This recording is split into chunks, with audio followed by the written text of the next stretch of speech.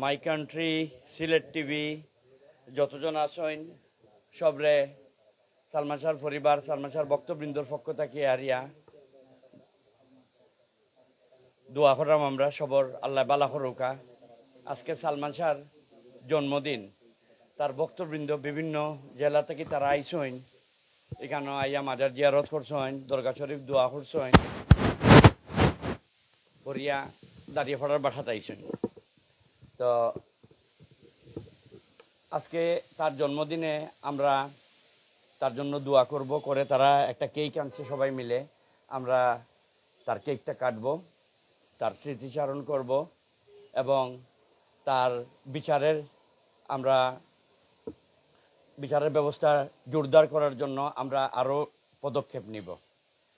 সব থেকে বড় জিনিস, তার ভক্তবৃন্দ যারা আছেন, আজকে এতটা বছর 27টা বছর হয়ে গেল, আপনারা সোচ্চার হন এবং United Nations organisations human rights, মনে রাখবেন জাতিসংঘের মানবাধিকার সংস্থার কাছে আপনারা লিখেন যে we are not getting any justice from last 27 years. আপনারা দেখতেছেন যে পিবিআইকে কোর্টের মহামান্য আদালত দিছেন যে পিবিআই পুনঃ তদন্ত করে রিপোর্টটা যেন কোর্টে জমা দেয়। পিবিআই কি করলো? তদন্ত করে বড়সড় করে সাংবাদিক সম্মেলন করে সবার কাছে প্রকাশ করে দিল। এতে সমগ্র সালমান শাহ ভক্ত, আমাদের জাতি, সমস্ত দেশের মানুষ এবং আদালতকে অবমাননা করা হয়েছে আমি এবং আমরা মনে করি। এটা তদন্ত করে কোর্টে জমা দেবে, মাননীয় আদালত এটা রায় দিবে। এটা ওই চট্টগ্রামের যে ঘটনা, খুনের ঘটনা, এসপি সাহেবের ঘটনা, এইটার সাথে এইটাও মিলে। আমার জানি না, আমার মতামত আমি ব্যক্ত করতেছি। আর আপনারা জাতিসংঘ হিউম্যান রাইটসের কাছে আপনারা আবেদন জানান এবং মিথ্যার আশ্রয়, চতুর্দিকে মিথ্যা আশ্রয়। এই যে পিবিআই বলল যে ফ্যান তাদের কাছে আছে, ফ্যান স্টিল নাও, ফ্যানটা আমার বাসায় রয়েছে এখনো। তারা সত্যরে মিথ্যা দিয়ে ঢাকার চেষ্টা করতেছে। হ্যাঁ, জানি না কি অসৎ উদ্দেশ্য। আজকের দিনে যদি তার বিচার হয়, সঠিক বিচার হয়, অনেক তৎকালীন সময়ের অনেক ঊর্ধ্বতন পুলিশ কর্মকর্তা, ডাক্তার, তারপরে আপনার চিত্রজগতের অনেকেই এটার মধ্যে আসবে, যার জন্য সবার আপ্রাণ চেষ্টা এটা যেন ধামাচাপা পড়ে যায়। যাক, আল্লাহর বিচার ধামাচাপা পড়ে না, আল্লাহর বিচারের অপেক্ষায় আছি আমরা। আর আমরা যতদিন আছি, সালমান শাহর পরিবারের যদি সবাই মারাও যায়, সালমান শাহর ভক্তরা সবাই এই মামলা চালিয়ে যাবে। তো যাক, আপনাদের চ্যানেলের সবাইকে সালমান শাহর পরিবারের পক্ষ থেকে, সালমান শাহ ভক্তদের পক্ষ থেকে দোয়া রইল, মায়া রইল। আপনারা সবাই ভালো থাকেন, আমরা আপনাদের প্রতি কৃতজ্ঞ। আপনারা আরেকটু আপনারা চেষ্টা করেন, মিডিয়ার সবাইকে আমি বলতেছি, আপনারা চেষ্টা করেন সালমান শাহর বিচারের সঠিক তথ্যটা বের হয়ে আসার জন্য। আমরা সত্যটা জানতে চাই, আমরা মিথ্যার আশ্রয় নিতে চাই না, আমরা সত্যটা জানতে চাই। খোদা হাফেজ, বাংলাদেশ জিন্দাবাদ। জি,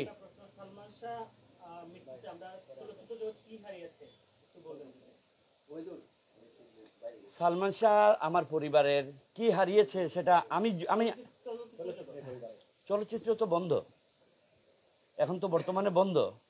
হ্যাঁ, সালমান শাহ একটা নক্ষত্র ছিল, নক্ষত্রের আজকে জন্মদিন। নক্ষত্র যেভাবে আসছিল ঠিক সেভাবে যায় নাই, অন্যভাবে গেছে। আমরা এটা সঠিক বিচার চাই। আর সবার জন্য দোয়া রইল, মায়া রইল। আপনারাও চেষ্টা করেন। ধন্যবাদ।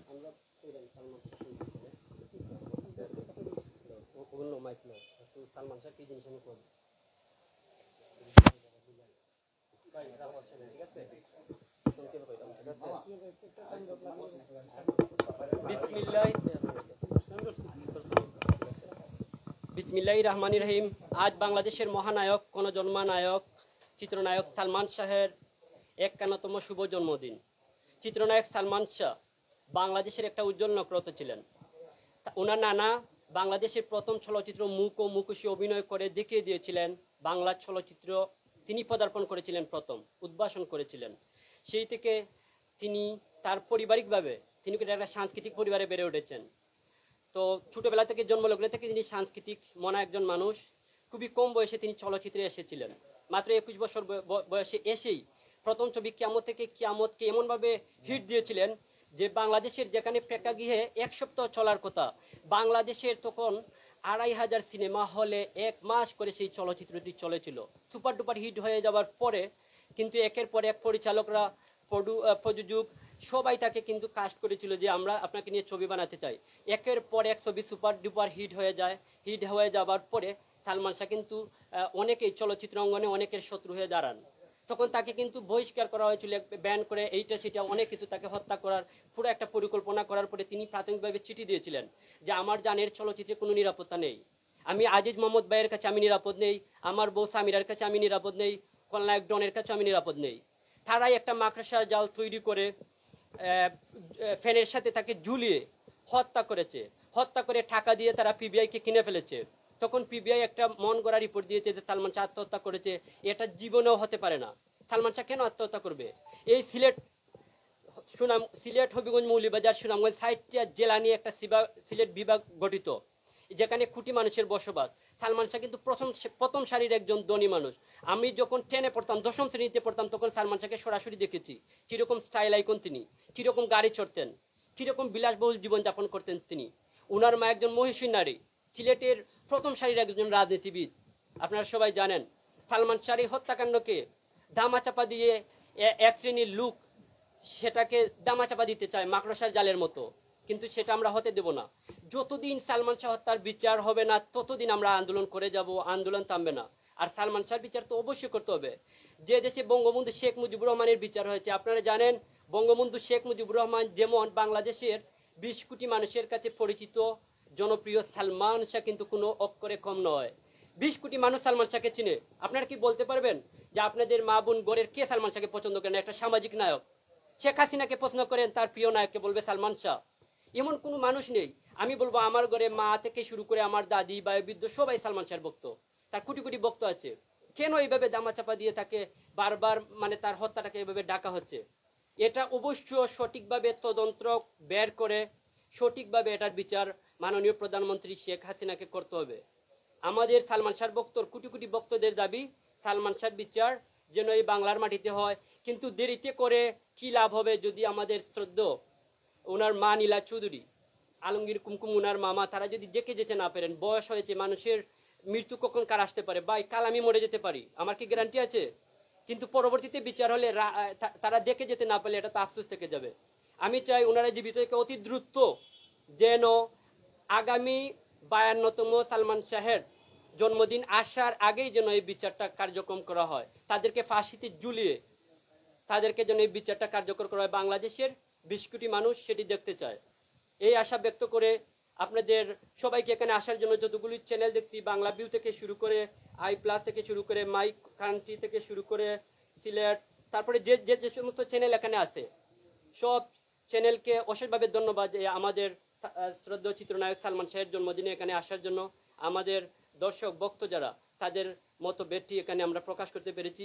আর প্রতিটি চ্যানেলের মাধ্যমে একটাই বলবো, পরিশেষে যেন সালমান শাহ সুষ্ঠুভাবে এদেশে বিচার হয়।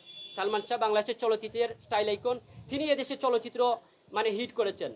তিনি চলে যাওয়ার পরে এখন কি বাংলাদেশের হল বন্ধ হয়ে গেছে? ছবি চলে সব দিকে, স্টাইল আইকন থেকে শুরু করে তার স্টাইল। সালমান শাহের ছবিগুলো হিট হয়, অন্যান্য নায়কের ছবি হিট হয় না। তার একটা প্রধান কারণ হলো তিনি ন্যাচারাল অভিনেতা। তিনি মনে হচ্ছে যে গড়ের একজন মানুষ, তিনি গড়ে যেরকম আমরা গড়ে রোজ কাজ করি, পরিশ্রম করি, যেভাবে চলাফেরা করি, তিনি কিন্তু ঠিক একইভাবে চলাফেরা করে কিন্তু মানুষের মন মুগ্ধ করেছেন। এরপর হলো উনি যে ডান্সের একজন ভালো একজন ডান্সার, কিন্তু অনেক যেটা বলুক, তার যে সৌন্দর্যতা, বাংলাদেশের 20 কোটি, আমরা তখনকার সময় দেখেছি যে কোটি কোটি মানুষ তার এই ফ্যাশন সচেতন লুপে নিয়েছে। তিনি যে সুন্দর একজন, স্মার্ট, খুবই সুন্দর একজন নায়ক। আর সব পরিশেষে বলবো, সালমান শাহকে তো সরাসরি দেখেছি, চিনেছি, জেনেছি, কথা বলেছিলাম তখন। তিনি একদম নম্র, ভদ্র এবং সুশিক্ষিত, সুসম্পন্ন। তখনকার সময় বিকম পাস নায়ক কজন ছিল? তিনি কিন্তু বিকম পাস তখনকার সময় ছিলেন। তো ঠিক আছে, আপনারা সবাই ভালো থাকবেন, আপনাদের সুস্থতা কামনা করছি।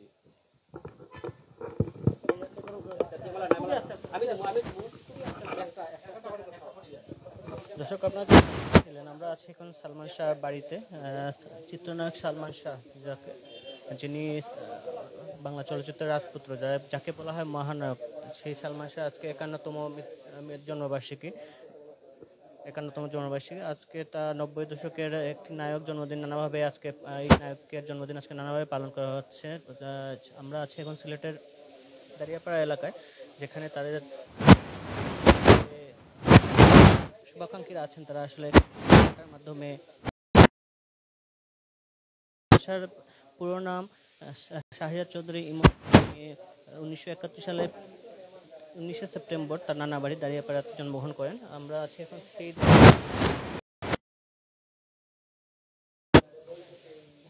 তার জন্মদিন উপলক্ষে তার বাসাতে আসলে তার শুভাকাঙ্ক্ষীরা আসলে এখানে এখানে তাদের তার জন্মদিনের যে 51তম জন্মবার্ষিকী সেটা পালন করবেন। সালমান শাহ মাত্র 4 বছর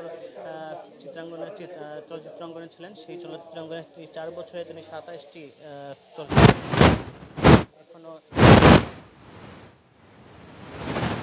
অনেকটাই চলচ্চিত্র 1993 সালে কেয়ামত সে কেয়ামত ছবির মাধ্যমে তিনি চলচ্চিত্র অঙ্গনে পা রাখেন। তারপরে তার প্রথম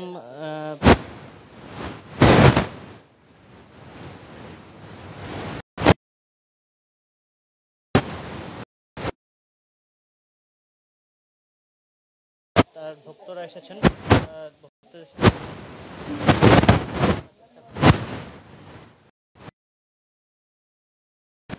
মাইনে রাখেন, সেই বিষয়ে জানার চেষ্টা করব। আচ্ছা ভাই, আপনি কোথা থেকে এসেছেন? আপনি আসলে সালমান শাহ 51তম মৃত্যুবার্ষিকী মারা যাওয়ার প্রায় 2 যুগ হয়ে গেছে, আপনি এখানে কেন ওনাকে মনে করেন? আমি আপনার মুন্সিগঞ্জ থেকে আসছি, আমার বাসা মুন্সিগঞ্জ। তো ওনার খুব ভক্ত আমি। উনি যখন মারা যায় আমি খুব ছোট ছিলাম। তো ওনার মতো নায়ক হয় না, উনি অনেক মানে অভিনেতা খুব হিসেবে ভালো ছিল, ঠিক আছে। তো ওনার জন্য ওনার টানের জন্য আমি আসছি।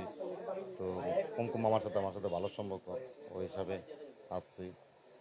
তো আমাদের নায়ক মানে একটা মানে ওয়ান পিসি, এর মতন আর কোনো নায়ক মানে আশা করা যায় না যে আমাদের সালমান ভাই আবার আসবে বা এরকম কোনো নায়ক তৈরি হবে, আমার মনে হয় না। তো আমরা আশা করি, সবাই আমরা দোয়া করব তারা আল্লাহ তাআলা ভেস্তে নাসিব করুক, সে পরকালে ভালো থাকুক, এই কামনা করে আমার বক্তব্য শেষ করছি। আল্লাহ। দর্শক, এখন আসলে তারা কেক কেটে আসলে তাদের যে সালমান শাহ 51তম জন্মবার্ষিকী সেটি পালন করবে।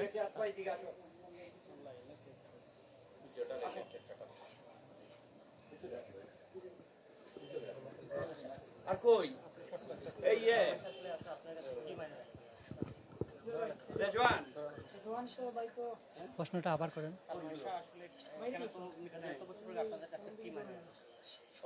আমাদের মহানায়ক সালমান শাহ যদি বেঁচে থাকতেন তাহলে 51তে রাখতেন পা। তো ভাগ্যের নির্মম পরিহাস, আমরা অকালে আমাদের প্রিয় ভাইকে হারিয়েছি। ওনার জনপ্রিয়তা যত দিন যাচ্ছে বেড়েই চলে যাচ্ছে। তো আমাদের প্রিয় নায়ক সালমান শাহ ভাইয়ার হত্যার বিচার চাই। এই হত্যার সাথে যারা জড়িত অতি দ্রুত এই বিচার কার্য সম্পূর্ণ সেই আশা করি।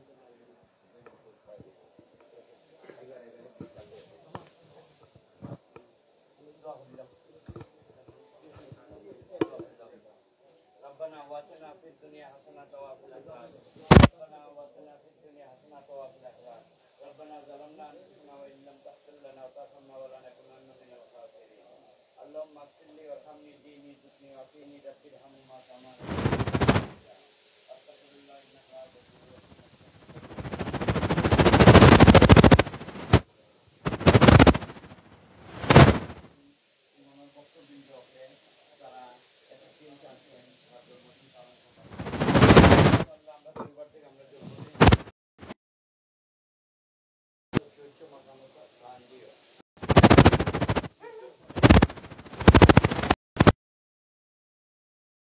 তার মৃত্যুর অত বছর পরেও লক্ষ মানুষ, কোটি কোটি মানুষ তার হেবালা আতুল বলিয়া স্বীকৃতি দেন।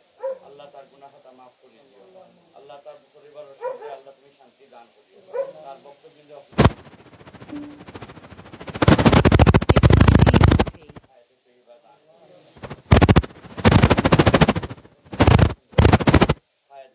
দান করিও। তারা পরিবারের সবার মঙ্গল আল্লাহ কামনা করেন। আল্লাহ আমরা সবার হায়াতে তৈবা দান করিও। খাস করে আল্লাহ ইমন ওরফে সালমান শাহ আল্লাহ তার বেশ নাসিব করিও, তার গুনাহ খাতা মাফ করে দিও, তার মার হায়াতে তৈবা দান করে দিও। আল্লাহ আমরা সকল পরিবারের রহমত ও বরকত নাজিল করিও। বেফাজলি সুবহানা রাব্বিকা রাব্বিল ইজ্জাতি আম্মা ইয়াসিফুন ওয়া সালামুন আলাল মুরসালিন আলহামদুলিল্লাহি রাব্বিল আলামিন। আমিন আমিন। লা ইলাহা ইল্লাল্লাহ।